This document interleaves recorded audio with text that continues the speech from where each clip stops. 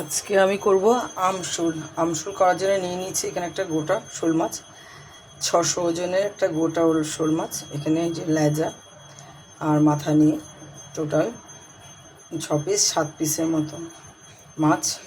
আর এখানে নিয়ে নিয়েছি আলু, আম, কাঁচা আম, টমেটো, আর এখানে আছে শুকনো লঙ্কা আর জিরে বাটা, আর এখানে আছে গোটা জিরে, এখানে আছে নুন, এখানে আছে হলুদ।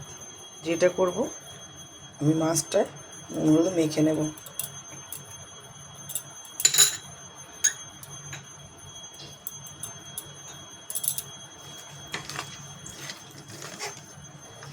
আমসুল করার জন্য আম তো খুঁজে পাচ্ছিলাম না, এখন অফ সিজন আছে আমাদের, মানে শ্বশুরবাড়ি গাছে আছে অনেক আম আছে, অনেক বড় বড়, কিন্তু একটু পাকা পাকা হয়েছে।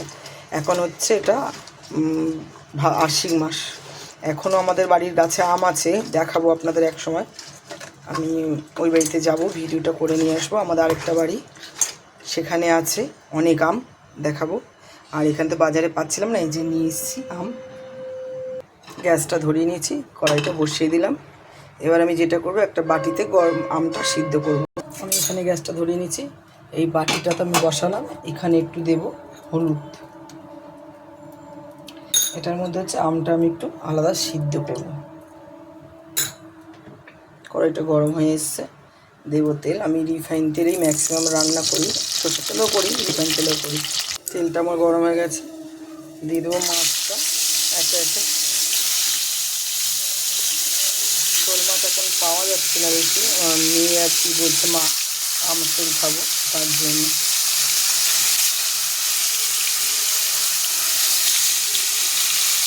তো ভালো, আর এখানে যে জলটা গরম হচ্ছে ফুটছে, এখানে দিয়ে দেবো আমটা।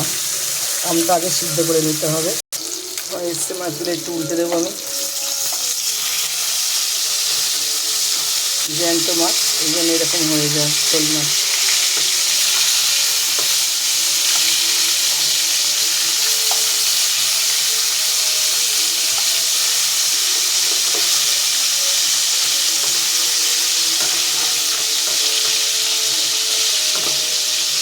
এইদিকে আমার আমটা সিদ্ধ হয়ে গেছে, গ্যাসটা অফ করে দেবো। উল্টে দেবো আর একটু, মাছগুলি কড়া কড়া ভাজতে হবে যেহেতু শোল মাছ।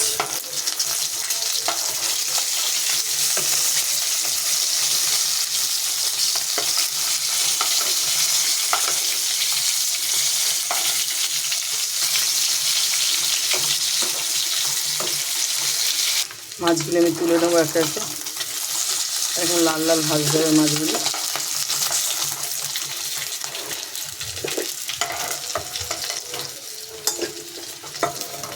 আমসুল কিন্তু খুব ভালো লাগে খেতে, যদি সেইভাবে রান্না করা যায়। একটা মাথাটা দিয়ে দেবো, লাগাটা বড়ই করে রেখে।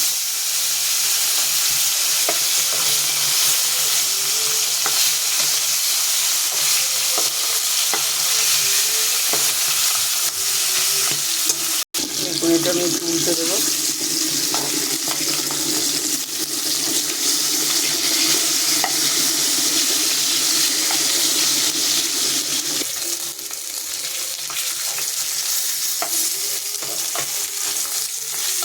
হয়ে গেছে, মাথাগুলিও হয়ে গেছে, তুলে নেব।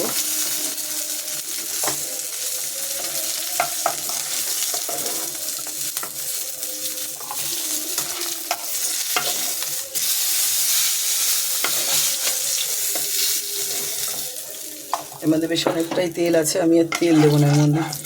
এটার মধ্যেই আমি দিয়ে দেবো এই যে মাছটা ভেজে রেখে দিলাম,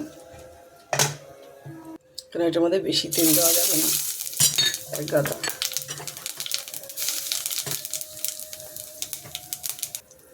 দিয়ে দিলাম আলুটা,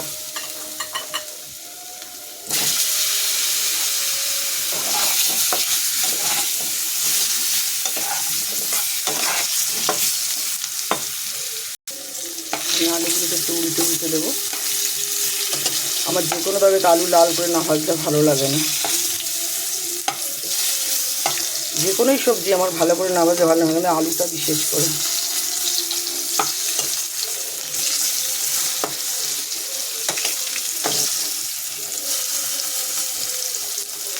এবার হচ্ছে দিয়ে দেবো টমেটো কুচিটা, তার মতো নেই। আর যে আম দিলে যে প্রচুর টক হবে তা কিন্তু না, আমটা দিলে কিন্তু টক হবে না, আমটা একটু তো দিতে হবে, দিয়ে তুলে নিতে হবে। আবার ভাতের মধ্যে মানে সাইডে নিয়ে ভাতে দেবে জিরেটা আর শুকনো লঙ্কা বাটা, এটা শুকনো লঙ্কাই লাগবে, শুকনো লঙ্কাই লাগবে। সে আপনি গুঁড়ো দিতে পারেন, গোটা শুকনো লঙ্কা, আমি যেমন গোটা জিরে আর শুকনো লঙ্কা বেটে দিয়েছি।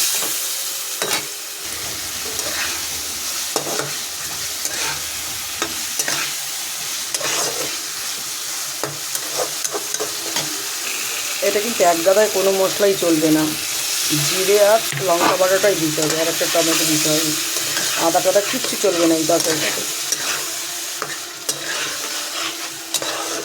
স্লাইড জল দিলাম আমি মশলাটা ভালো করে কষার জন্য, তেলটা বেরিয়ে যাবে, কষাবো আরও। আমটা সিদ্ধ করে রেখেছি, যখন দেবো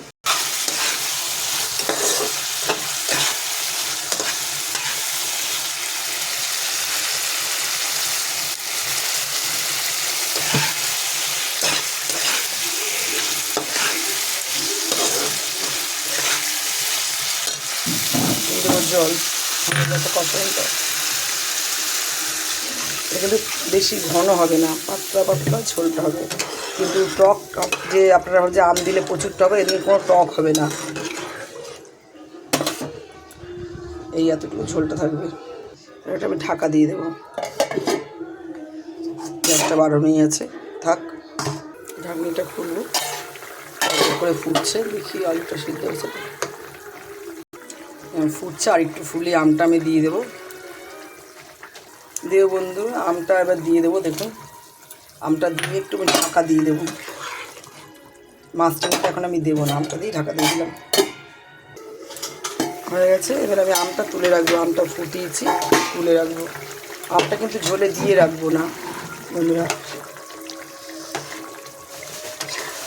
এই যে আমটা তুলে রাখবো, যার যখন খাওয়ার ইচ্ছা হবে পাতের সাইড একটা করে আমি দিই। যে আমটা যে ঝোলে দিচ্ছি, এটার ঝোলটাই একটা আলাদা স্বাদ হয়ে যাবে, টকও হবে না, তাকে কোনো কিছুই হবে না। কিন্তু সিদ্ধ না করে আমটা দেওয়া যাবে না কোনো দ্বারা। মাছটা আমি দিয়ে দিচ্ছি, ঝোলটা আমার হয়ে গেছে।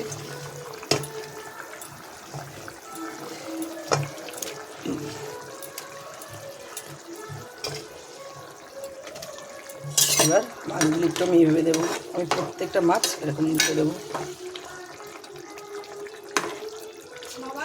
বাবাকে যদি ফোন টোন করি না মাঝে সাঝে, উনি খুব খুশি। কি করছিস তুই? তোর রান্না হয়ে গেছে? সিম করবো একটু আমি 2 সেকেন্ড ঢাকা দিয়ে দেবো, এটা যেহেতু মাছটা দিয়েছি, গ্যাসটা কমানোই রয়েছে, 2 সেকেন্ড ঢাকা দেবে। আমটা এখানে সাইডে আমি তুলে রেখেছি, আমটা পরে যখন ঝোলটা নামাবো তার উপরে সাইডে দিয়ে রাখবো। আর যদি আপনারা পারেন তুলে রাখবেন অবশ্যই, নাহলে কিন্তু ঝোল প্রচুর টক হয়ে যাবে।